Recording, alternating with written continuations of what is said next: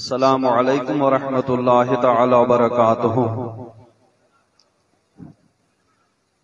نحمده ونصلي ونسلم على رسوله الكريم وآله وصحبه الكرام أجمعين ومن تبعهم بإحسان إلى يوم الدين، أما بعد، فأعوذ بالله من الشيطان الرجيم، بسم اللہ الرحمن الرحیم، انما یخشی اللہ من عباده العلماء، صدق اللہ مولانا العظیم وبلغنا رسوله النبی الامین الکریم، ونحن على ذلك لمن الشاہدین والشاکرین والحمد للہ رب العالمین۔ آئیے سب سے پہلے اپنے آقا و مولا تاجدار مدینہ صلی اللہ تعالی علیہ وسلم کی بارگاہ بے کس پناہ میں درود شریف کا نذرانہ پیش کریں، پڑھیں بآواز بلند، اللہم صل علی سیدنا محمد وعلی آل سیدنا محمد واصحاب سیدنا محمد وبارک وسلم علیہ۔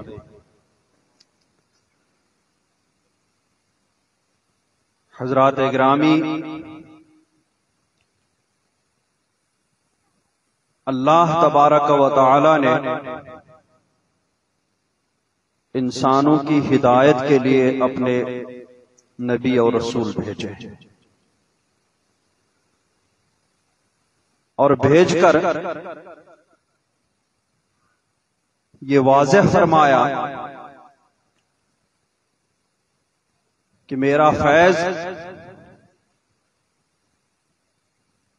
میری ہدایات، میرے ارشادات وہ انسانوں تک انہی نبیوں اور رسولوں کے واسطے سے پہنچیں گے، اور دوسری طرف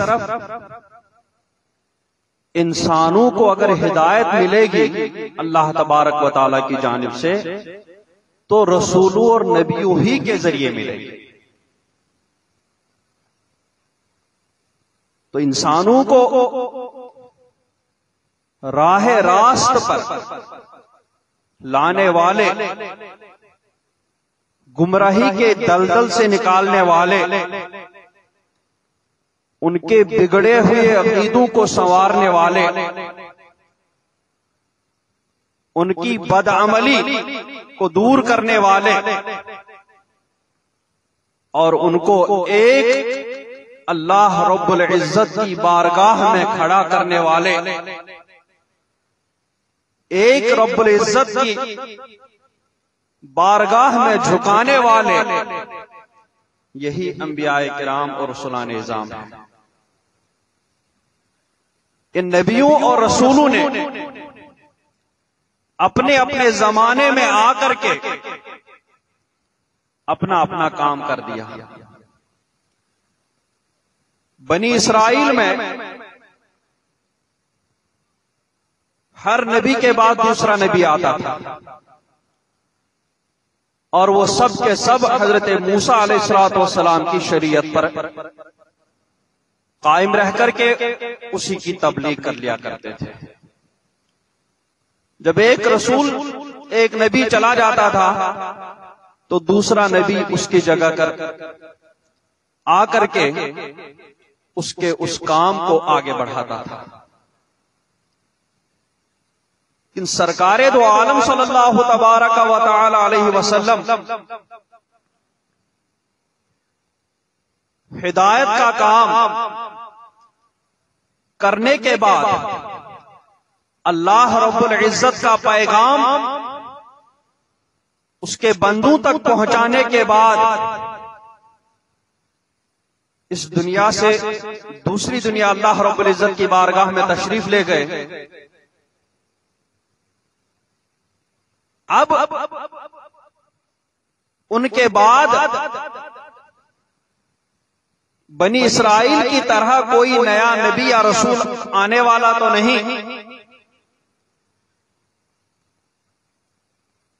اور قیامت تک بہت سارا وقت ہے، بہت سارے لوگ آتے رہیں گے، بہت سارے لوگ گمراہ ہوتے رہیں گے۔ ان گمراہوں کو راہ راست پر لانے کے لیے اس امت محمدیہ میں کوئی نبی یا رسول نہیں آنے والا، تو پھر وہ نبوت اور رسالت کا کام جو مطلب اس کی ذمہ داری، لوگوں کی ہدایت کی ذمہ داری، لوگوں کو راہ راست پر لانے کی ذمہ داری وہ کون کرے گا؟ تو اللہ کے رسول صلی اللہ تعالی علیہ وسلم نے ارشاد فرمایا العلماء ورثۃ الانبیاء، علماء کرام ہی انبیاء کرام کے وارث ہیں۔ تو بنی اسرائیل میں ایک نبی کے بعد جو کام دوسرا نبی کرتا تھا، پھر اس کے بعد تیسرا نبی کرتا تھا، اس امت محمدیہ صلی اللہ تعالی علیہ وسلم میں سرکار کے بعد سرکار کا ایک کام اس امت کے علماء کرام سنبھالیں گے۔ روایت میں ہے علماء امتی کا انبیاء بنی اسرائیل، میری امت کے علماء بنی اسرائیل کے انبیاء کی طرح ہے۔ کس بات میں کہ جس طریقے سے وہاں ایک نبی کے بعد دوسرا نبی آ کر کے اس کام اور ذمہ داری کو سنبھالتا تھا، اس طریقے سے یہاں ایک عالم کے انتقال کے بعد دوسرا عالم اس کام کو سنبھالے گا جس کام کو رسول اللہ نے انہیں سونپا۔ اور زمانے نے دیکھا کہ سرکار دو عالم صلی اللہ تعالی وسلم کے بعد صحابہ کرام نے بہت احسن طریقے سے اس کام کو سنبھالا۔ ان کے بعد تابعین کرام آئے، تبع تابعین کرام آئے، اولیاء کاملین آئے، سب نے سرکار کے اس کام کو بہت عمدہ طریقے سے، اور سرکار نے قرآن و حدیث کی طرف اشارہ کرتے ہوئے فرمایا تھا کہ ان کے ذریعے سے کام ہوگا۔ اس لیے سرکار دو عالم صلی اللہ تعالی وسلم نے علماء کرام کے بہت فضائل بیان فرمائے۔ قرآن پاک نے علماء کرام کے بہت سارے فضائل بیان فرمائے، احادیث کریمہ میں علماء کرام کے بارے میں بہت سارے فضائل و مناقب تحریر ہیں، لیکن وہ کون سے علماء کرام ہیں جن کے بارے میں قرآن پاک نے اور احادیث کریمہ نے اللہ اور رسول نے فضائل اور مناقب بیان فرمائے ہیں کہ علماء کرام بنی اسرائیل کے انبیاء کی طرح، علماء کرام انبیاء کے وارث، علماء کرام قیامت کے دن شفاعت فرمائیں گے، علماء کرام کے لیے ہر چیز اس دنیا کی استغفار کرتے رہتے ہیں، علماء کرام کے لیے فرشتے اپنے پر بچھا لیتے ہیں، علماء کرام کے لیے فرشتے اپنے پروں کو بچھا کر کے ان کے لیے ان کے کاموں سے خوش ہو کر کے اپنے پر بچھاتے ہیں۔ یہ کون سے علماء کرام ہیں جن کے بارے میں یہ ساری باتیں وارد ہوئی؟ آج کل تو ہر دو لفظ پڑھنے والا اپنے آپ کو عالم اور مفتی سے کم سمجھتا نہیں، اس لیے علماء کرام نے ہی ان علماء ربانیین، ان علماء عاملین کے اوصاف بیان کیے ہیں قرآن و حدیث کی روشنی میں۔ میں انہی میں سے چند ایک اوصاف ذکر کروں گا جس سے علماء کرام کو بھی اپنے بارے میں پتہ لگے گا کہ ہم ان میں شامل ہیں کہ نہیں، اور آپ کو بھی پتہ چل جائے گا کہ کون سے علماء ان اوصاف کے حاملین ہیں، کن علماء کے اندر وہ اوصاف پائے جاتے ہیں، تاکہ آپ بھی صرف انہی علماء کرام کا دامن پکڑیں گے۔ سب سے پہلے قرآن پاک میں اللہ تبارک و تعالی ارشاد فرماتا ہے هو الذی انزل علیک الکتاب منہ آیات محکمات ہن ام الکتاب، وہی ہے جس نے تم پر کتاب نازل فرمائی، اس میں سے کچھ آیتیں محکمات ہیں جو اصل کتاب ہیں، وَأُخَرُ مُتَشَابِهَاتٌ، اور دیگر آیتیں متشابہات ہیں۔ اب دو طرح کے لوگ ان آیت کریمہ میں مشغولیت رکھتے ہیں، ایک تو وہ فَأَمَّا الَّذِينَ فِي قُلُوبِهِمْ زَيْغٌ، وہ لوگ جن کے دلوں میں زیغ ہے، کھوٹ ہے، ٹیڑھا پن ہے، فَيَتَّبِعُونَ مَا تَشَابَهَ مِنْهُ، تو وہ انہی متشابہات کے پیچھے پڑ جاتے ہیں۔ کس لیے؟ ابتغاء الفتنة وابتغاء تاویلہ، فتنہ کرنے کی غرض سے، فتنہ کرنے کے لیے وہ لوگ جن کے دلوں میں کھوٹ ہے انہی آیات متشابہات کے پیچھے پڑ جاتے ہیں تاکہ لوگوں میں فتنہ ہو جائے۔ وابتغاء تعویل، اور اس کی اپنی من پسند تعویلیں کر کر، لیکن وما یعلم تعویلہ الا اللہ، اور اس کی تعویل، متشابہات کی تعویل اللہ تبارک و تعالی ہی جانتا ہے۔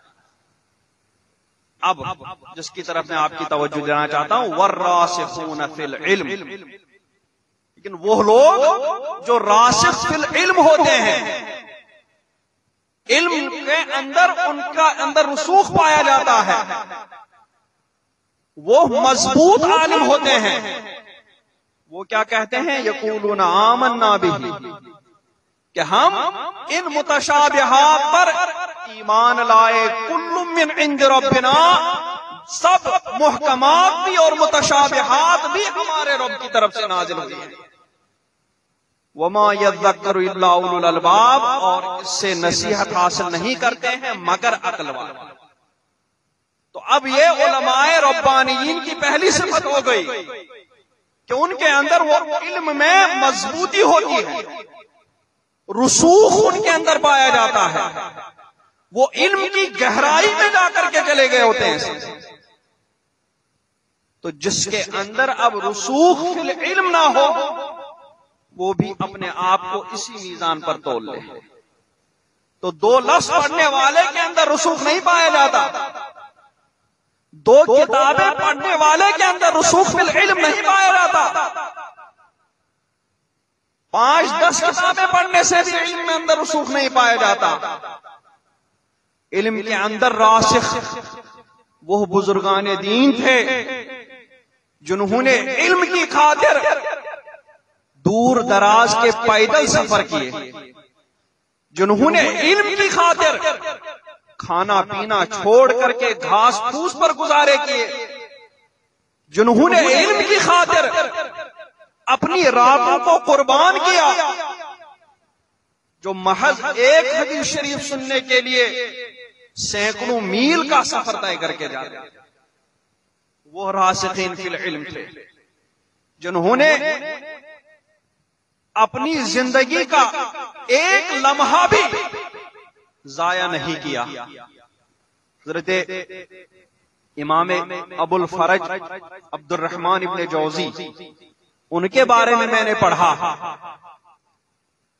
کہ وہ عصر سے مغرب تک لوگوں سے ملا کرتے تھے، اور اس کے علاوہ باقی سارا وقت نماز وغیرہ کا نکال کر کے باقی سارا وقت وہ علم حاصل کرنے اور کتابیں لکھنے میں گزارا کرتے تھے، اور عصر سے مغرب تک کا وقت بھی لوگوں سے مل کر کے صرف ملتے نہیں تھے، بلکہ عصر سے مغرب تک کے اس وقت میں ایک تو لوگوں سے ملا کرتے تھے، اور دوسرا علم لکھنے کے لیے اسی میں اپنے قلموں کو تراشا کرتے تھے۔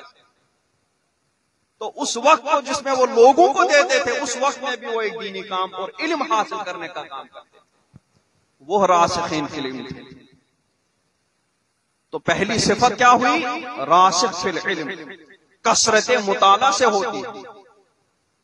یہاں تو 24 2 4 سال 10 سال گزرتے ہیں، لیکن ایک کتاب کا پورا مطالعہ نہیں ہو پاتا، اور ہم ہی لوگ بہت بڑے عالم اور علامہ ہونے کا دعویٰ کرتے ہیں۔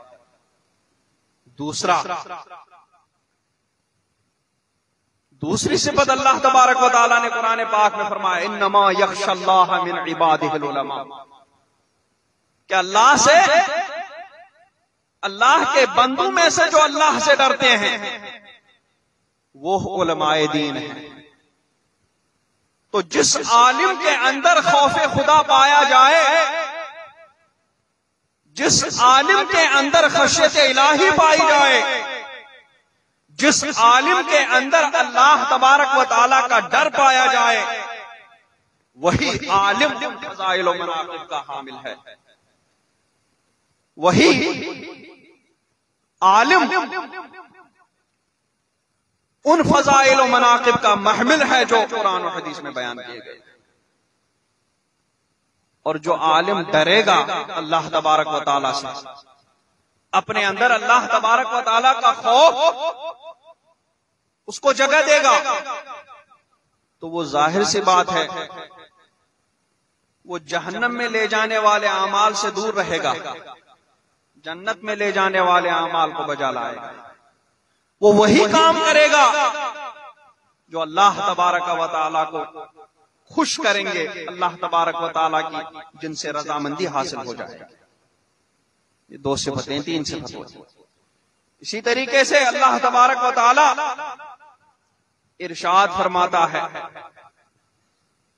انہی اہل علم کے بارے میں، فرماتا ہے وَجَعَلْنَا مِنْهُمْ أَئِمَّةً يَهْدُونَ بِأَمْرِنَا، کہ ہم نے لوگوں میں امام اور پیشوا بنائے جو ہمارے حکم سے ہدایت دیتے ہیں۔ اور کس لیے، کب بنایا ان لوگوں کو امام اور پیشوا؟ لما صبروا وکانوا بآیاتنا یوقنون، اس وقت ان کو پیشوا بنایا، اس وقت ان کو لوگوں کا امام اور مقتدا بنایا۔ لما صبروا، جب ان لوگوں نے صبر کیا۔ کیسا صبر؟ صبر کا مفہوم بہت وسیع ہے۔ صبر اللہ تبارک و تعالیٰ کی طاعات اور اس کے اوامر پر صبر کرنا، مطلب اپنے آپ کو جما دینا، اور برے کاموں سے اپنے آپ کو دور رکھنے پر صبر کرنا۔ اسی طریقے سے اگر لوگوں کی طرف سے انہیں کوئی اذیت پہنچے، اس اذیت پر صبر کرنا۔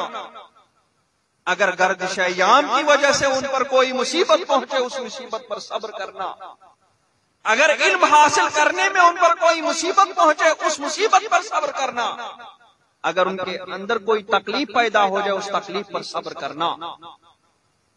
تو جنہوں نے یہ صبر کیا ان کو اللہ تبارک و تعالیٰ نے اس امت کا پیشوا اور اس امت کا مقتدا اور امام بنایا۔ اور اس صبر کے ساتھ کیا کرتے تھے؟ وَقَانُوا بِآیَاتِنَا یُوقِنُونَ، اور وہ ہماری آیتوں پر یقین رکھتے تھے۔ تو یہ علماء کرام جن کے اندر یہ صفات پائی جاتی ہیں، وہی اصل میں علماء ربانیین ہیں۔ اور ایک اور صفت اللہ تبارک و تعالیٰ نے ارشاد فرمایا کونوا ربانیین، ربانی بن جاؤ۔ کس وجہ سے؟ بما کنتم تعلمون الکتاب وبما کنتم تدرسون، اس سبب سے کہ تم کتاب سکھاتے تھے اور تم درس کرتے تھے، پڑھتے تھے، اس سبب سے تم ربانی ہو جاؤ۔ ربانی کے کئی مفہوم علماء کرام نے بیان فرمائے۔ ایک بیان فرمایا کہ یہ رب کی طرف منسوب ہے، تو کونوا ربانیین، اللہ والے ہو جاؤ۔ اور دوسرے لوگوں نے کہا کونوا ربانیین مطلب لوگوں کی تربیت کرنے والے بن جاؤ، لوگوں کی اصلاح کرنے والے بن جاؤ۔ اور دوسرے علماء نے فرمایا ربانیین کا مطلب فقیہ بن جاؤ، حکمت والے بن جاؤ، حلم والے بن جاؤ، علم والے بن جاؤ۔ کونوا ربانیین کا مطلب یہی ہے کہ تم کتاب سکھاتے تھے، تم پڑھتے تھے، اس وجہ سے تم ربانی بن جاؤ، یعنی علم اور حاصل کر کے، حکمت و دانائی حاصل کر کے، اپنے اندر علم پیدا کر کے، اپنے اندر فقہ پیدا کر کے تم لوگوں کو وہی کام کراؤ جو انبیاء کرام نے آ کر کے کیا۔ اور اس طریقے سے جب علماء انبیاء کے وارث ہیں تو ان انبیاء کو انہوں نے جس طریقے سے لوگوں کو گمراہیوں کے دلدل سے نکالا، انہوں نے جس طریقے سے لوگوں کو ان کے بگڑے ہوئے عقیدوں کو سنوارا، جب علماء کو بھی وہی کام کرنا ہے تو ایک تو ان کو بھی اپنے اندر وہی اوصاف پیدا کرنے چاہیے جو اوصاف انبیاء کرام کے اندر پائے جاتے ہیں۔ سچائی، حق بیانی، علم میں پختگی، تواضع، انکساری، تحمل، برداشت، یہ سب چیزیں علماء کرام کے اندر پیدا کرنی چاہیے۔ اور دوسرا، تبلیغ اور دعوت میں وہی طریقہ اختیار کرنا چاہیے جو طریقہ انبیاء کرام نے اختیار فرمایا۔ جس طریقے سے سرکار اور دوسرے انبیاء کرام لوگوں کو تربیت کرتے تھے، جس طریقے سے انبیاء کرام لوگوں کو اللہ کی طرف بلاتے تھے، جس طریقے سے انبیاء کرام لوگوں کے بگڑے ہوئے عقیدوں کو سنوارا کرتے تھے. جب یہ علماء انہی انبیاء کے وارثین ہیں تو ان کو بھی بالکل وہی طریقہ اختیار کرنا چاہیے, اسی طریقے سے لوگوں کو گمراہی اور جہالت کے دلدل سے ایمان اور علم کی روشنی کی طرف نکال کر کے لانا چاہیے. انہی علماء کے بارے میں وہ فضائل و مناقب وارد بھی ہیں, اور انہی کا دامن پکڑنے میں عافیت ہے, اور انہی کے پیچھے پیچھے چلنے میں جنت تک پہنچ جائیں گے. انہی کا راستہ انبیاء کرام کا راستہ ہے نا. سرکار نے فرمایا علم اٹھا لیا جائے گا, یہ نہیں کہ جو عالم تھا اس کے سینے سے علم کو نکال کر کے ختم کر دیا گیا تو وہ جاہل بن گیا نا, بلکہ عالم چلا جائے گا, پھر اس کی جگہ پر کوئی ایسا نہیں آئے گا جو اس کی جگہ پر کر پائے. اور یہ دیکھنے میں ہی آ رہا ہے عالم تو خوب پیدا ہو رہے ہیں, لیکن کوئی یہ دعویٰ نہیں کر سکتا کہ فلاں فلاں کا سچا جانشین, فلاں فلاں کا سچا جانشین. کیوں؟ اس لیے کہ جب یہ اتنا مطالعہ بھی نہ کرے, جب یہ اس جیسے صفات بھی اپنے اندر پیدا نہ کرے, جب یہ ان کی طرح وقت کی قدر و قیمت نہ جانے, وقت کو ضائع کرے, تو پھر آدمی کیسے اپنے ماقبل کا جانشین حق جانشینی کا حق ادا کر سکتا ہے؟ تو آپ اپنے آس پاس دیکھیں اور ایسے مضبوط سنی صحیح العقیدہ عالم جو واقعی میں انبیاء کرام کے وارث ہیں انہی کو دیکھیں, ان کے اندر ان صفات کو ڈھونڈیں اور انہی کا دامن پکڑیں, انہی کے پیچھے چلیں, انہی سے اپنا رابطہ مضبوط رکھیں. حضور تاج الشریعہ یہی فرمایا کرتے تھے, اپنے رشتے کو علماء کرام کے ساتھ مضبوط کر لو, اسی میں عافیت ہے, اسی میں خیر ہی خیر ہے, اور ان کی مجلس میں جانے سے جو برکتیں حاصل ہو جاتی ہیں وہ وقت نہیں ہے, ورنہ میں بتا دیتا, وہ کسی اور موقع پر بتا دیں گے. وصلی اللہ تعالی علی خیر خلقہ محمد وعلی آلہ وصحبہ اجمعین برحمتک یا ارحم